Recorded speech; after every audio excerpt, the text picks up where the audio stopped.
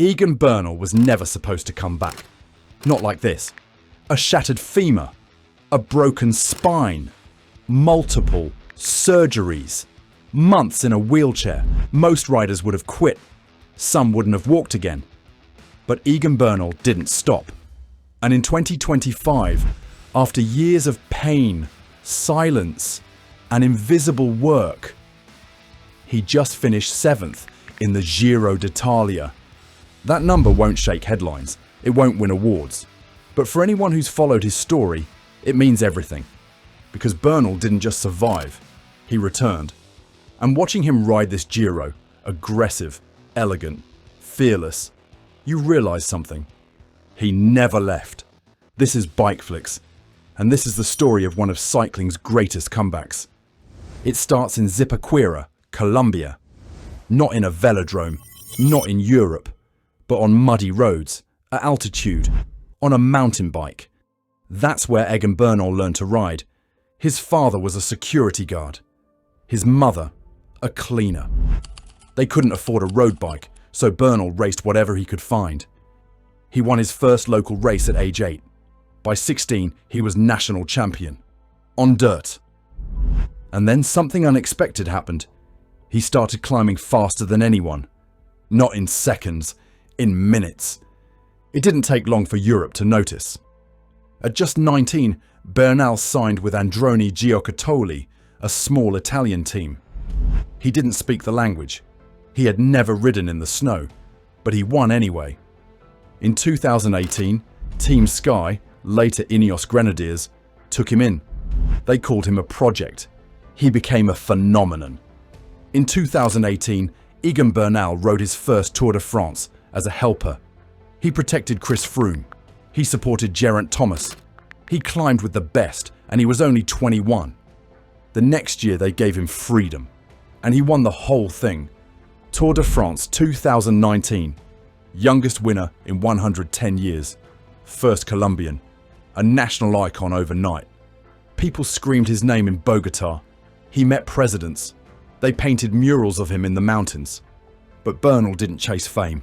He went home, he trained, and he planned to do it again. Then came 2020, COVID. Then 2021, redemption. At the Giro d'Italia 2021, he destroyed the field, climbed in the rain, time-trialed with precision, and took pink in Milan. 2 Grand Tours, 2 wins. At just 24, everyone said the same thing. Bernal is the future. Not Pogacar, not Evenepoel, not Roglic. Bernal. But then, everything changed. Before we continue, if you're enjoying this story, consider supporting the channel. A like helps more people find it. A comment helps us keep the conversation going. And if you're into cycling stories that go beyond the results, you can subscribe. Thanks. Now back to Egan. It happened on a straight road. No fans, no mountains, no podiums. Just a training ride behind a bus outside Bogota. January 24th, 2022. Egan Bernal hit the back of a parked coach at over 60 kilometers per hour. The list of injuries sounded like fiction. Broken femur, broken kneecap, broken ribs, perforated lung, spinal fracture, multiple facial fractures. Doctors said he had a 95% chance of dying. He survived. Then they said he might not walk again. He stood up. Then they said he'd never ride competitively. He started pedaling. He had 20 plus surgeries, months of therapy, nights in pain, and somehow he kept moving forward. Not because he needed to prove anything, but because cycling was still his everything. No cameras, no sponsors pushing him. Just him, his willpower, and a question no one dared ask out loud. Could Egan Bernal ever come back? His first pedal strokes were shaky.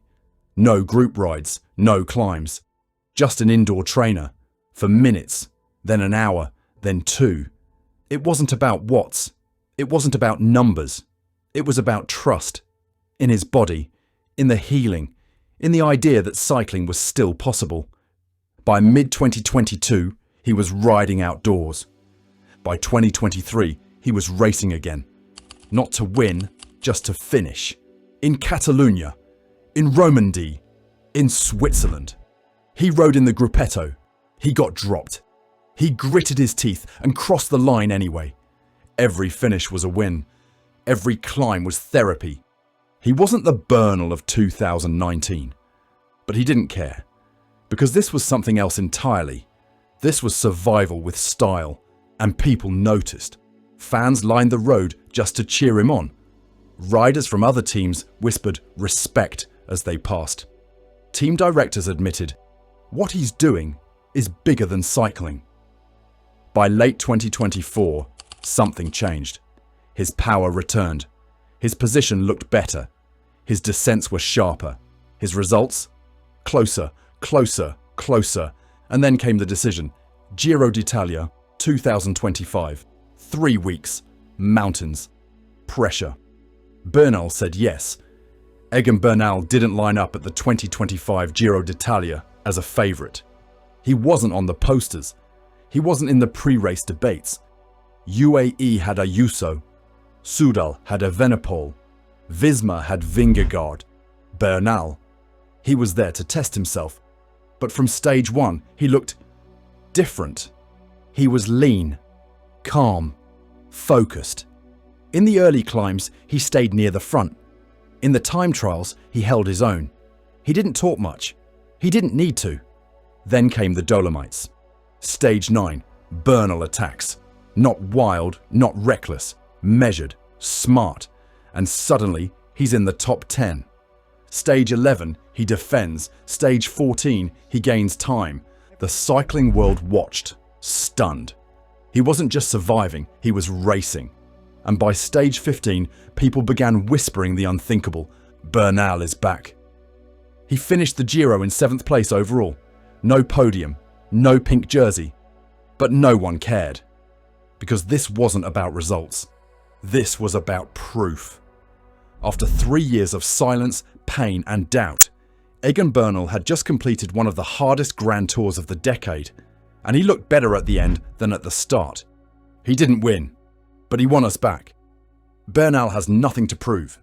He's won the Tour de France. He's won the Giro d'Italia. He's been the best climber in the world. He's been broken, rebuilt, and reborn. So what's left? One answer. The Vuelta a España. It's the only Grand Tour missing from his collection, and in 2025, he's going for it. Ineos Grenadiers is sending a strong team. The Spanish heat suits him. The climbs suit him even more. And after the Giro, no one will underestimate him again. But for Bernal, the Vuelta is more than just a trophy. It's the final piece in a puzzle he thought was lost forever. A shot at completing the trilogy. A chance to write the ending his way.